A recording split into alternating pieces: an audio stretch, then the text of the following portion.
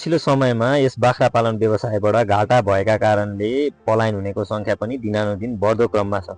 अनि आजको भिडियोमा चाहिँ म तपाईँहरूलाई बाख्रा पालन व्यवसायमा विशेष गरेर के कस्ता कुराहरूले गर्दा चाहिँ यो व्यवसाय घाटामा हुन्छ भन्ने कुराहरू चाहिँ आफूले जानेका र बुझेका कुराहरू आफ्नो अनुभवको आधारमा तपाईँहरू समक्ष राख्दैछु। अनि तपाईँहरू पनि बाख्रा पालन गर्दै हुनुहुन्छ या बाख्रा पालन गर्ने सोचमा हुनुहुन्छ भने तपाईँहरूको लागि यो भिडियो खास हुनसक्छ। त्यसैले भिडियोलाई अन्तिमसम्म हेरेर साथ दिनुहोला। अनि हाम्रो च्यानलमा नयाँ हुनुहुन्छ या हाम्रो च्यानललाई अहिलेसम्म सब्सक्राइब गर्नुभएको छैन भने बाख्रा पालन सम्बन्धी विभिन्न खालका जानकारीमूलक भिडियो लगायत हाम्रो फार्मका विभिन्न गतिविधिहरू हेर्नको लागि चाहिँ हाम्रो च्यानललाई सब्सक्राइब गरिदिनु होला। यस बाख्रा पालन व्यवसायबाट आम्दानी लिनका लागि चाहिँ केही समय कुर्नै पर्ने हुन्छ। यहाँबाट चाहिँ अन्य पेसा व्यवसाय जसरी या चाहिँ जागिर जसरी त्यहाँबाट छिटो प्रतिफल चाहिँ आउँदैन। कम्तीमा पनि 2-3 वर्ष 4 वर्ष चाहिँ हामीले कुर्नुपर्ने हुन्छ। र अहिले नेपालको सिनारियोमा चाहिँ के छ भने मानिसहरूले चाहिँ छिटो प्रतिफल चाहिने कि आज बेलुका लगानी गऱ्यो भने उनीहरूलाई भोलि बिहान उठ्दा चाहिँ त्यहाँबाट रिटर्न चाहिने प्रतिफल चाहिने अवस्था जस्तो भइसकेको अवस्था छ। त्यो भएको कारणले मानिसहरू कुर्न नसकेको कारणले चाहिँ यहाँ लगानी चाहिँ राम्रैसँग गरिसकेका हुन्छन् र त्यहाँबाट चाहिँ जब आम्दानी हुने बेला चाहिँ हुन्छ त्यति बेलासम्म चाहिँ कुर्न नसकेको कारणले उनीहरूले पेसा व्यवसाय चाहिँ घाटा भयो भनेर चाहिँ छोडेर हिँडेको पनि कतिपय केसहरूमा पाइएको छ। त्यसै गरी यस बाख्रा पालन व्यवसायमा घाटा हुने अर्को प्रमुख कारण चाहिँ पोषणयुक्त आहारको कमी। कतिपय केसमा चाहिँ के छ भने कतिपय ठाउँमा चाहिँ किसानहरूले चाहिँ व्यावसायिक रूपमा घाँस खेतीहरू नगरिरहेको अवस्था, स्थानीय स्तरमा पाउने स्याउलाहरूलाई खुवाइरहेको अवस्था, त्यो भएको कारण चाहिँ उनीहरूको शरीरलाई चाहिने चाहिँ पोषण तत्त्व चाहिँ त्यहाँबाट पूर्ति हुँदैन। अनि हामीले चाहिँ बाख्रा पालन गर्दैछौँ भने चाहिँ कोसे अकोसे डाले बुट्यान भुइँ घाँसहरू विभिन्न खालका पोखिला घाँसहरूको चाहिँ व्यावसायिक रूपमा घाँस खेती नै गर्नुपर्ने हुन्छ। त्यसरी हामीले चाहिँ घाँसहरू खुवाउन सक्यौँ भने चाहिँ उनीहरूले राम्रो त्यहाँबाट चाहिँ बाख्राहरूले राम्रो उत्पादन दिने गर्छन्। र यदि हामीले चाहिँ उनीहरूलाई पोषणयुक्त घाँसहरू पोषणयुक्त आहारहरू खानदिन सकिरहेको छैनौँ भने चाहिँ बाख्राहरू चाहिँ एकदमै दुब्लो पातलो हुने गर्छन्। उनीहरू समयमा बाली पनि जाँदैनन् र यदि ब्याउने बाख्राहरू छन् भने पनि म्याक्सिमम चाहिँ उनीहरू तुइने सम्भावना हुन्छ। त्यसै गरी जन्मिसकेपछि दुधहरू पर्याप्त आउँदैन र पाठापाठीहरूको वृद्धि विकास त्यति राम्रोसँग हुँदैन। त्यो भएको कारणले हामीले व्यावसायिक रूपमा घाँस खेती चाहिँ कम्पलसरी गर्नै पर्ने हुन्छ।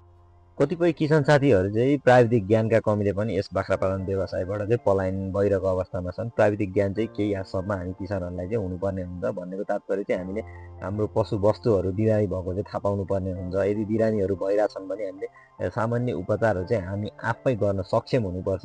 यदि हामी चाहिँ बाख्राहरू बिरामी भएको थाहा पाइरहेको छैनौँ भने चाहिँ के हुन्छ भने बाख्राहरू चाहिँ उनीहरूको चाहिँ स्वास्थ्य अवस्था एकदमै बिग्रिँदै जाने हुन्छ र पशुहरू मर्न सक्ने सम्भावना पनि एकदमै हाई हुन्छ।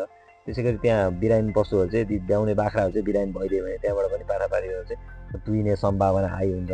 अनि हामीले प्राविधिकहरू चाहिँ बाहिरबाट हायर गरेर ल्याइरहेछौँ भने बाहिरको प्राविधिकहरूलाई चाहिँ पैसा तिरेर ल्याइरहेछौँ भने चाहिँ के हुन्छ भने हाम्रो फार्मको चाहिँ लागत बढ्न आउँछ, खर्च धेरै हुन्छ। हामीले चाहिँ खर्च चाहिँ सकभर कटौती गर्दै जाने हो। यस बाख्रा पालन व्यवसायमा हामीले सोचे जस्तो चाहिँ धेरै फाइदा चाहिँ हुँदैन, तर हामीले फाइदा लिनका लागि सामान्य खर्चहरू चाहिँ हामीले कटाउँदै जानुपर्ने हुन्छ।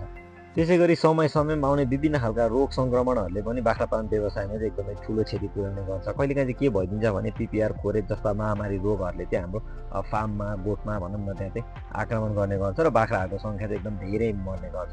यो कारणले पनि हाम्रो बाख्रा पालन व्यवसायमा चाहिँ एउटा ठुलो क्षति हुन पुग्छ। त्यस्ता खालका घाटा नहुनको लागि, क्षति नहुनको लागि चाहिँ हामीले हाम्रो स्थानीय सरकारहरूलाई चाहिँ पहल गरेर हामीले चाहिँ निःशुल्क रूपमा चाहिँ पिपिआर, खोरेक जस्ता चाहिँ रोगहरू विरुद्धका चाहिँ भ्याक्सिनहरू चाहिँ हामीले समय समयमा लगाइराख्नुपर्ने हुन्छ। र यस्ता खालका भ्याक्सिन चाहिँ हामीलाई चाहिँ हाम्रो स्थानीय सरकारले चाहिँ निःशुल्क रूपमा प्रदान गर्ने गर्छ। र यदि तपाईँहरूले पनि यस्ता खालका भ्याक्सिनहरू चाहिँ लाउने गर्नुभएको छैन भने चाहिँ आजै गएर चाहिँ हाम्रो आफ्नो स्थानीय सरकारहरूसँग स्थानीय तहहरूमा चाहिँ समन्वय गरेर त्यस्ता भ्याक्सिनहरू लाउनु भयो भने बाख्राको मृत्यु दर चाहिँ कन्ट्रोल गर्न सक्छौँ। मृत्यु चाहिँ एकदम कम हुन आउँछ त्यसो गऱ्यौँ भने हामीले। त्यसै गरी कतिपय फार्महरू बन्द हुनुको पछाडि के कारण पनि भेट्यो भने फार्ममा लगानी चाहिँ गर्ने तर कामदारको भरमा चाहिँ फार्म छोड्ने। लगानी गरिसकेपछि फार्मका सञ्चालकहरू चाहिँ आफू फार्ममा नखटिने, काम नगर्ने। अनि त्यसरी कामदारको भरमा मात्रै छोडिदिइसकेपछि के हुन्छ भने कहिलेकाहीँ चाहिँ कामदारहरूलाई चाहिँ अल्छी लाग्दिन्छ। उनीहरूले समयमा चाहिँ बाख्राहरूलाई चाहिँ दानाहरू नदिन सक्छन्।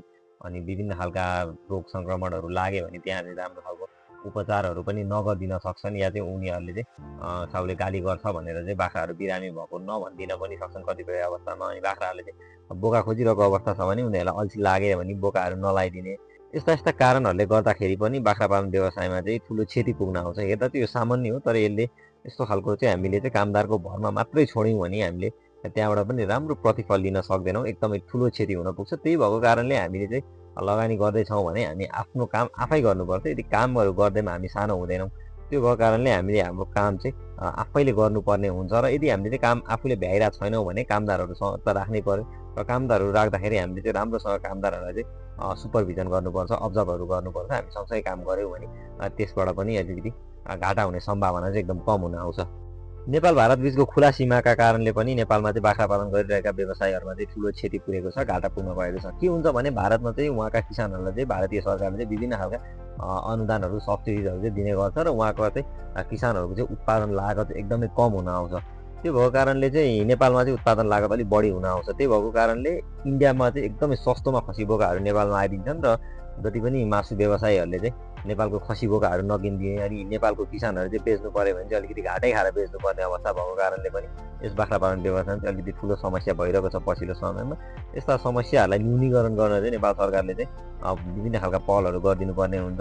जस्तै इन्डियाबाट चाहिँ आउने अवैध रूपमा आउने खसी बोकाहरूलाई चाहिँ रोकिदिनु पर्यो। अनि नेपालमा चाहिँ उत्पादन भएका खसी बोकाहरू उत्पादन गर्ने किसानहरूलाई चाहिँ विभिन्न खालका सब्सिडिजहरू, अनुदानहरूको व्यवस्थाहरू गरिदिनु पर्यो। त्यसै गरी किसानहरूलाई चाहिँ उचित मूल्य चाहिँ दिनु पर्यो सरकारले। यस्ता कुराहरूमा पहल गर्यो भने केही हदसम्म चाहिँ यस बाख्रा पालन व्यवसायबाट हुने घाटा चाहिँ कम हुन आउँछ। त्यसै गरी दानामा आधारित गरेर पशुपालन गर्दाखेरि पनि ठुलो क्षति हुन पुग्छ, किनभने त्यहाँ चाहिँ लागत एकदमै धेरै हुन आउँछ। हामीले चाहिँ घाँस उत्पादन गरेर घाँसमा आधारित भएर पशुपालन गरिरहेछौँ भने चाहिँ 2-3 रुपियाँ पर केजीमा चाहिँ हामीले घाँस उत्पादन गर्न सक्छौँ भने दाना चाहिँ कम्तीमा पनि 50-55-60 रुपियाँ चाहिँ पर दिन आउँछ पर केजीको। हो त्यसरी हेर्दाखेरि दानामा आधारित भएर पशुपालन गर्दाखेरि धेरै लागत बढ्छ र त्यही भएकोले हामीले चाहिँ उचित बजार भाउ पाउँदैनौँ।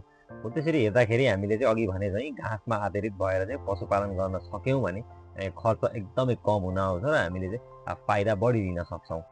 त्यसै गरी हामीले ब्याडको लागि पालिने बाख्राहरू छनौट गर्न जानेनौँ भने पनि यस बाख्रा पालन व्यवसायबाट चाहिँ एकदमै ठुलो घाटा हुन पुग्छ। हामीले त्यो उच्च नस्लका गुणस्तरीय बाख्राहरूलाई चाहिँ छनौट गरेर माउको लागि राख्नुपर्ने हुन्छ। जस्तै 2 वर्षमा 3 पटक ब्याउने, प्रायः जुम्ला पाठापाठीहरू जन्माउने, कम चलाएर पनि राम्रो उत्पादन दिने, दुध उत्पादन क्षमता एकदमै राम्रो भएका बाख्राहरूलाई चाहिँ हामीले माउको लागि चाहिँ छनौट गरेर राख्नुपर्ने हुन्छ। त्यसै गरी हाम्रो फार्ममा चाहिँ बाख्राहरूको चाहिँ मृत्युदर धेरै भयो भने, बाख्राहरूको तुइने सङ्ख्या धेरै भयो भने एकदमै ठुलो घाटा हुन पुग्छ। त्यो भएकोले हामीले चाहिँ प्रायः ब्याउने बाख्राहरूलाई चाहिँ एक आपसमा नहान्ने तरिकाले सुरक्षित ठाउँमा चाहिँ राख्नुपर्ने हुन्छ। त्यसै गरी बाख्राहरूलाई चाहिँ रोग लाग्न नदिनको लागि उनीहरूको आहारामा विशेष ध्यान दिनुपर्ने हुन्छ। यदि बाख्राहरू बिरामी भयो भने हामी आफैले चाहिँ उपचार गर्नको लागि एकदमै सक्षम हुनुपर्छ। अनि हामीले बाख्राहरूलाई चाहिँ रोग लागेर उपचार गर्नुभन्दा कुशल व्यवस्थापन र वातावरण स्वच्छतामा ध्यान दिएर काम गरी रोग लाग्न नदिनु नै फाइदाजनक हुन्छ।